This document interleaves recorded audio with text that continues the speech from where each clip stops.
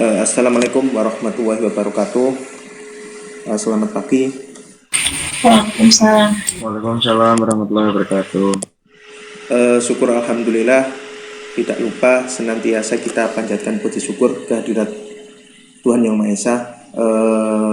Di mana pada pagi hari ini kita masih bisa bertatap muka melalui daring ya. Pada mata kuliah sistem operasi. Pada pertemuan sebelumnya kita sudah membahas terkait dengan pengantar dari sistem operasi. Kali ini saya akan membahas terkait dari sistem komputer ya, atau struktur dari sistem komputer dan beberapa jenis dari sistem operasi, artinya pembagian sistem operasi. Untuk sistem komputer ya, ini adalah arsitekturnya seperti ini, seperti pada gambar. Jadi komputer ini merupakan sebuah perangkat elektronik yang mengambil data mentah sebagai input ya dari penggunanya dan memprosesnya di bawah kendali serangkaian instruksi ya yang disebut namanya program, kemudian menghasilkan output ya. Nah, pada bagian ini namanya proses ya. Jadi ada input, proses sama output ya. Input perangkatnya namanya input device, alat untuk memprosesnya namanya proses device, alat untuk menampilkan keluaran namanya output device ya. Nah, kalau digambarkan secara detail kurang lebih seperti ini. Jadi ini adalah diagram input device. Dia memberikan instruksi masuk ke dalam proses device. Nah, dari mulai I/O port ya, input output port sampai dengan memori, ini namanya proses device ya. Prosesnya seperti ini. Jadi input masuk ke I/O dulu, nah, baru dari I/O ini diproses dulu oleh CPU ya. CPU dengan tentunya di dalamnya ada yang namanya control bus ya, kemudian ada data bus, kemudian ada address bus ya. Ini adalah satu rangkaian ya yang saling bolak-balik ya, timbal balik ya. Kemudian juga ada di dalamnya ada sebuah memori ya. Nah, memori ini ada dua pembagian, RAM sama ROM.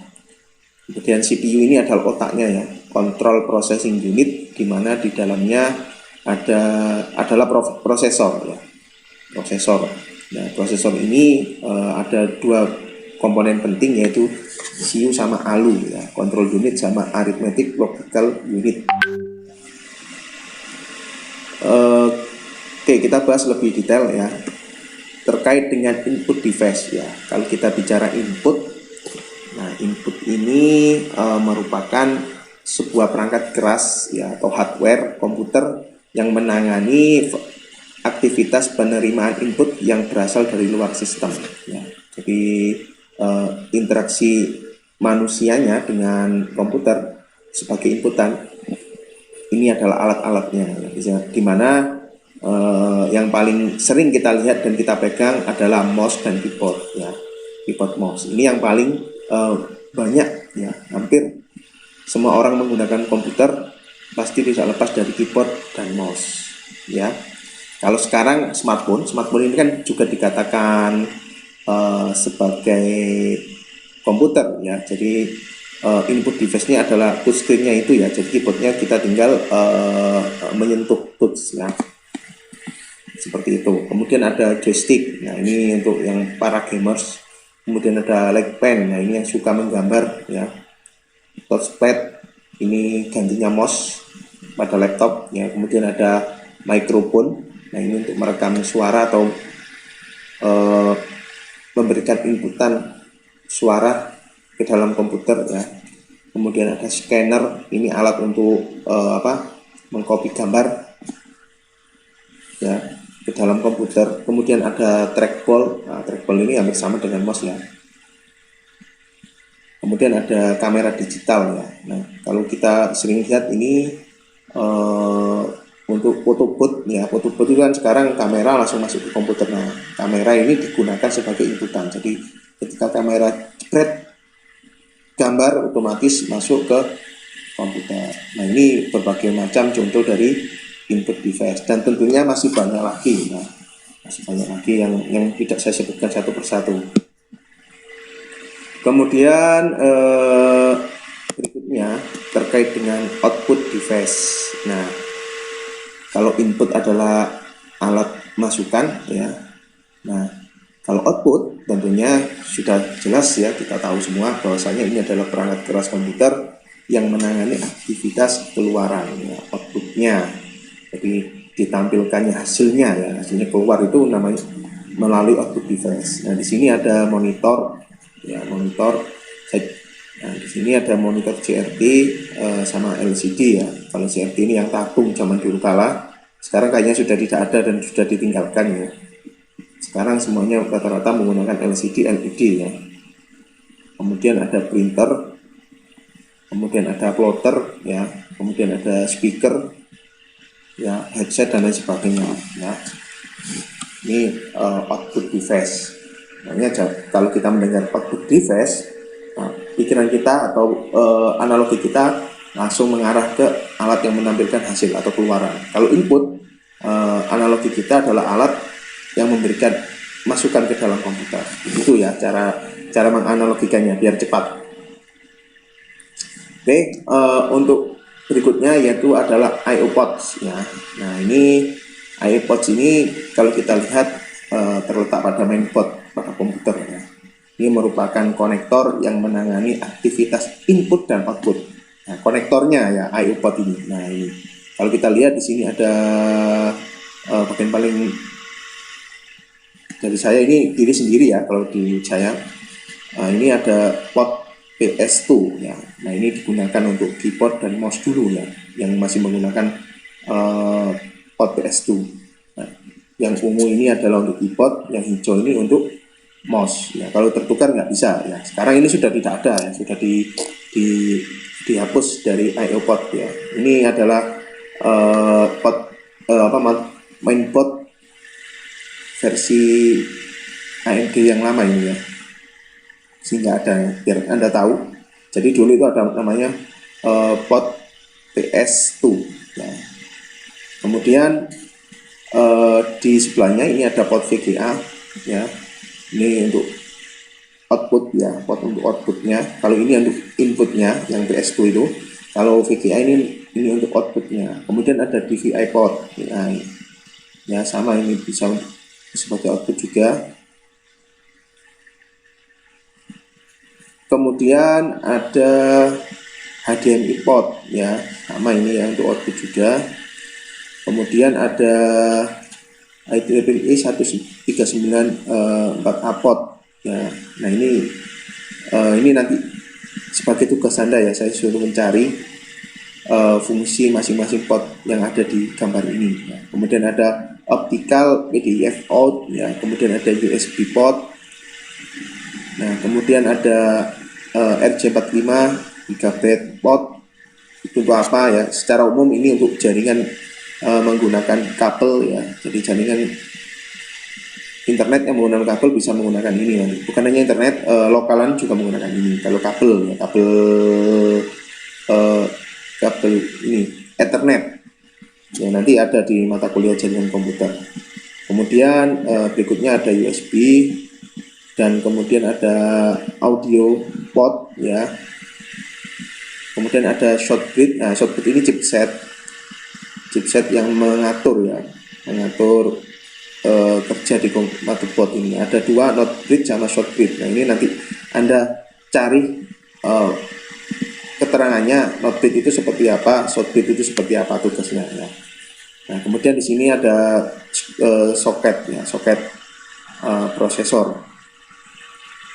Oke, seperti itu terkait dengan I/O port. Kemudian ada soket memori. Nah, ini tidak saya jelaskan detail di mata kuliah sistem operasi ya. Mungkin di mata kuliah IMK Anda mendapat materi kita dan terkait soket-soket ya, jenis soket prosesor. Karena perkembangan komputer dari generasi pertama sampai generasi saat ini soketnya pasti berbeda-beda ya. Mulai misalkan yang saya tahu mulai Pentium 1 sampai Pentium 4 itu sudah berbeda-beda serinya. Nah, pengaruhnya juga pada jumlah pin pada prosesor. Begitu juga memori juga berbeda-beda tiap generasi ya. Kemudian ada slot. Nah, Kalau yang seperti ini bentuknya ini namanya slot ya, slot karena slot ya. Kalau seperti ini soket namanya, ada kaki-kakinya ya. Oke, berikutnya nah CPU ya. Kalau tadi I/O portnya, sekarang kita masuk ke CPU, Central Processing Unit. Nah ini kalau kita lihat bentuk fisiknya adalah prosesor itu sendiri ya. Nah ini bisa dikatakan sebagai otak komputer yang memprosesnya itu di sini nanti. Jadi semua inputan sama outputan itu diproses di sini. Ini yang memproses. Nah, jadi ada tiga komponen utama di sini pada CPU itu. Ada CPU Control Unit. Jadi ini unit yang bertugas mengatur ini ya, mengontrol unit, artinya semua perangkat keras yang ada di komputer itu. Kemudian ada ALU, ini Arithmetic Logic Unit. Nah ini unit yang mengatur perhitungan logiknya 0101-nya itu ya. Karena kita tahu bahwasanya komputer ini adalah perangkat elektronik, maka yang dia baca adalah kode biner 0101. Kalau kita bicara listrik atau elektronika adalah kode on off atau ada tegangan tidak, tegangan 5 volt 0 volt, 5 volt 0 volt begitu ya. Itu yang membaca aritmetiknya itu CPU ya. Proses perhitungan matematika dan lain sebagainya itu CPU. ALU ya, ALU pada CPU. Kemudian ini yang ketiga, ini ada register. Register ini tempat penyimpanan sementara. Jadi selain melakukan dua tugas ini, CPU juga mampu menyimpan pekerjaan sementara di sini di CPU. Ya, tapi tidak banyak ya dibandingkan dengan memori. Jadi dibantu dengan memori itu tadi. Berikutnya adalah memori. Nah ini kalau kita bicara memori ya, ini kan kalau kita terjemahkan sebagai ingatan ya. Nah, maka kalau di sini memori merupakan perangkat yang berfungsi sebagai media penyimpanan dalam sistem komputer. Nah di sini ada dua macam memori. Yang pertama ada RAM dan ROM. Nah kalau RAM ini random access memory ya, bersifat penyimpanannya bersifat sementara, kemudian volatil sifatnya. Artinya ketika tegangan itu mati atau listrik mati, maka data akan hilang, tidak disimpan. Nah, ini sifatnya RAM. Contohnya RAM itu seperti ini ya. Nah ini perangkatnya RAM, memori. Ini memori pada laptop, ini pada PC ya, panjang-panjang ini. Kalau pada laptop SODIMM namanya. Saya tidak membahas detail terkait dengan jenis-jenis memori ya, banyak sekali nanti di mata kuliah IMK ya. Coba nanti insya Allah dijelaskan terkait dengan jenis-jenis memori ya. Kemudian ada ROM. Nah, ROM ini sifatnya read only memory. Penyimpanannya bersifat permanen. Nah, kalau bersifat permanen tentunya pasti non volatil. Artinya ketika tegangan atau listrik itu off atau mati, data tetap akan disimpan. Nah, hardware-nya seperti apa? Nah, seperti ini, SSD, HDD ya, SSD, HDD, kemudian ada memory card. Nah, itu ROM, sifatnya permanen. Data akan disimpan di situ secara permanen. Dari sini ada yang ditanyakan?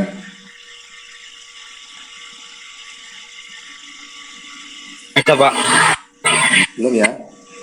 Kalau ada yang ditanyakan atau kurang paham silakan boleh tanya ya. Mau nanya, Ya. untuk SSD sama hard disk untuk operasinya kok lebih cepat SSD daripada hard disk Pak. Itu perbedaannya apa Pak? Oh, oke ya, saya jelaskan secara ini ya, secara ini aja, secara praktikum ya. Jadi SSD HDD ini memang perkembangan teknologi ya. Kalau dulu belum ada SSD, masih menggunakan HDD. Ini teknologinya menggunakan lempengan besi ya, dimana penyimpanannya masih menggunakan gelombang elektromagnetik di situ. Nah, jadi sehingga prosesnya pun dan kecepatan ini membutuhkan waktu yang lama ya. meskipun putaran lempengannya sangat cepat sekali ya. Di situ kan tertulis sampai 7.200 rpm, sampai sekian rpm ya. Nah, otomatis proses yang terjadi pembacaan data dan pengelutan data ini otomatis lebih lama. Nah, sedangkan SSD ini teknologi yang terbaru, di mana dia sudah menggunakan chipset, tidak menggunakan lempengan besi lagi. Nah, sehingga data ini akan lebih cepat ya, cepat untuk dibaca. Jadi tidak perlu lempengan itu tidak perlu berputar lagi mulai 0 sampai 7.200, enggak. Ya, langsung. Nah, kelemahannya ada kelemahan masing-masing. Jadi kelemahannya SSD ini dia lemah pada tegangan. Ketika tegangannya dia mendapat tegangan kejut ya di atas 5 volt begitu ya, otomatis SSD ini akan cepat rusak, langsung rusak ya. Nah, beda dengan HDD ya. HDD ini masih relatif cukup kuat meskipun ada tegangan lonjak ya, ada lonjakan tegangan ya, dia masih tetap bertahan ya. Tapi kalau terus ya rusak.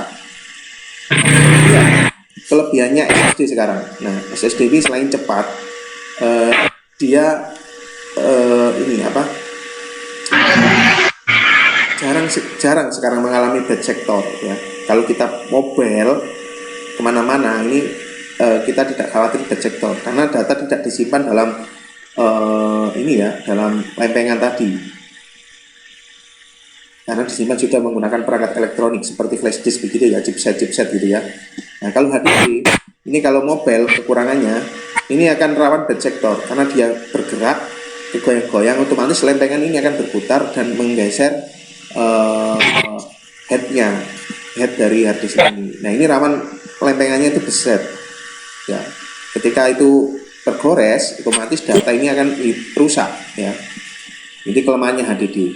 Kalau masalah tegangan dia kuat. Nah, dari sini kita bisa memutuskan kira-kira kapan kita saatnya menggunakan SSD, kapan kita saatnya menggunakan HDD. Paling gampang-gampangannya begini, kalau kita menggunakan laptop, saya sarankan gunakan SSD ya. Laptop ini terkait dengan tegangan listrik ini sangat minimal ya, karena difilter dulu di adapter atau charger, kemudian baterai dan lain sebagainya. Tapi kalau komputer itu sekarang ada komputer teknologi yang menggunakan SSD ya. Tapi untuk saat ini pengalaman di AKN ya, rata-rata komputer yang menggunakan SSD ini cepat terus jebol harddisknya ya, lebih kuat yang menggunakan HDD. Rusaknya kenapa? Karena kemungkinan tegangan listrik di naik turun ya, sehingga menjadikan harddisk ini cepat rusak SSD. Itu seperti itu ya pemahaman singkatnya.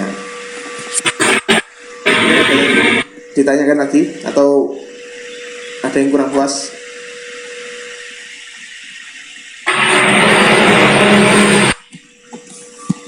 Bagaimana? Yang jelas ininya yang berbeda ya, teknologinya. Kalau ini sudah menggunakan komponen elektronik, kalau ini menggunakan lempengan besi ya, masih menggunakan piringan besi gitu, di mana headnya ini menggunakan gelombang elektromagnetik. Kalau ini sudah chipset kayak memori begini ya. Kalau Anda pernah bongkar flash disk ya seperti itu, ya full di situ. Jadi sudah disimpan di chipset. Teknologinya semakin sampai di situ.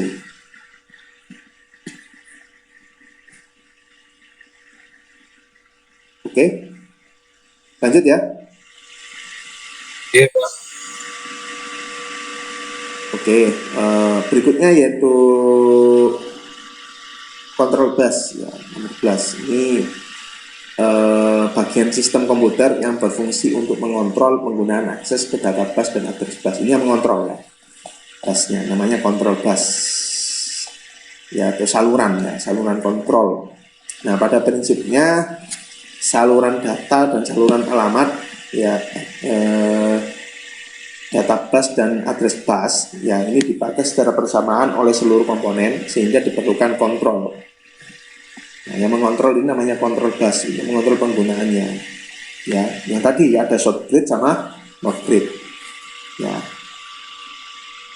Kalau saluran ya ini alurnya ini ya PCB-nya itu ya. Jadi ada jalan, kalau kita pernah melihat PCB di situ ada rangkaian jalurnya itu ya. Nah itu namanya address bus.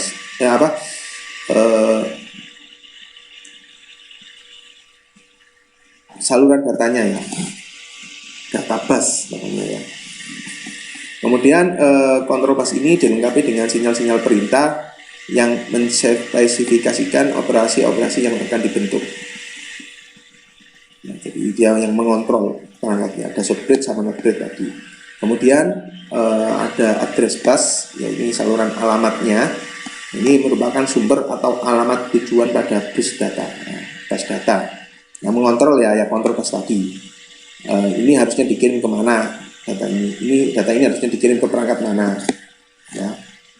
Jadi address bus ini digunakan untuk memilih lokasi memori atau port untuk menjalankan operasi tulis dan baca, write and read ya.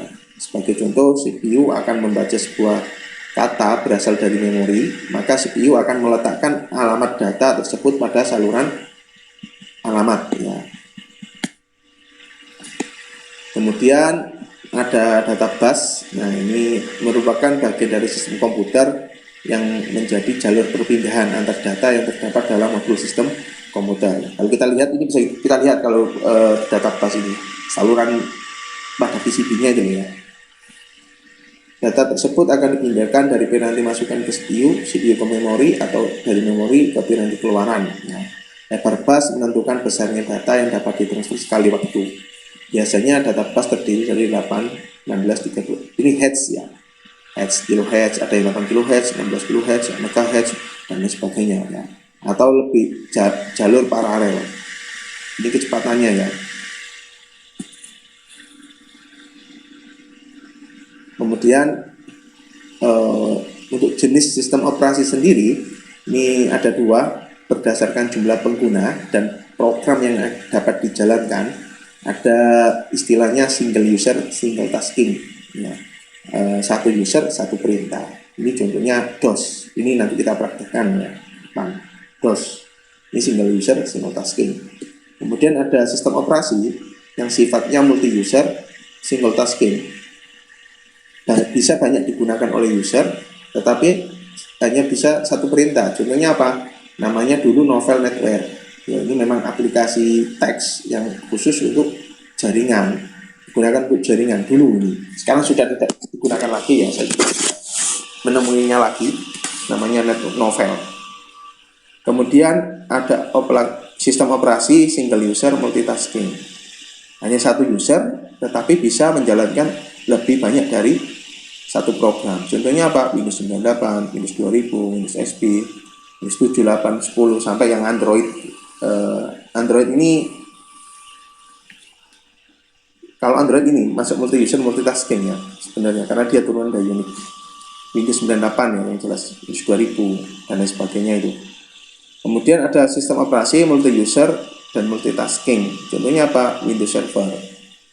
Kemudian ada Linux ya, ada FreeBSD, Unix dan lain sebagainya. Kemudian yang kedua berdasarkan jenis software atau jenis hardware yang digunakan. Nah, ada sistem operasi khusus memang untuk komputer PC atau desktop. Ya contohnya ya Windows 10, Windows 8. Nah, ada sistem operasi yang khusus untuk komputer server. Contohnya apa? Windows 2013 server, Windows 2008 server ya, Windows 2000 server, Linux, Ubuntu for server, Linux, Fedora for server, Linux Red Hat dan lain sebagainya. Jadi ada kalanya sistem operasi itu untuk tujuan personal dan ada kalanya untuk tujuan server untuk melayani klien-klien dan lain sebagainya. Seperti itu. Oke, sampai di sini ada yang ditanyakan lagi?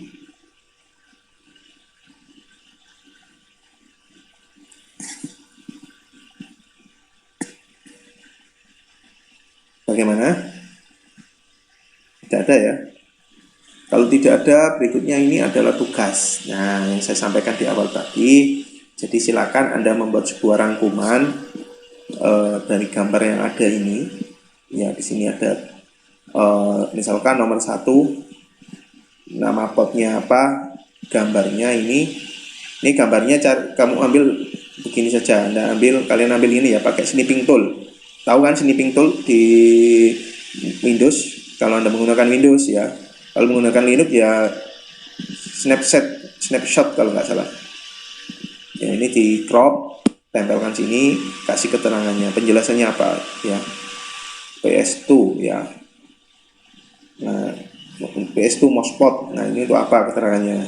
Terus berikutnya sampai dengan semua yang ada keterangan di sini ya, dirangkum menjadi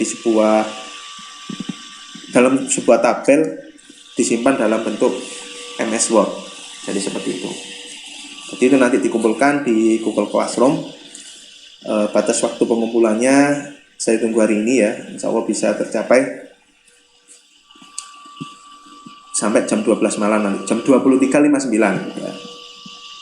Oke, sampai di sini ada yang ditanyakan?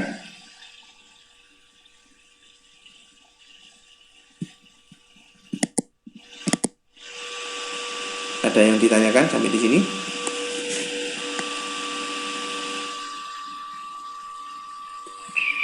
Belum, Pak. Oke, kalau tidak ada, terima kasih ya, sudah berakhir slide-nya. Sampai di sini dulu, saya akhiri. Assalamualaikum warahmatullahi wabarakatuh.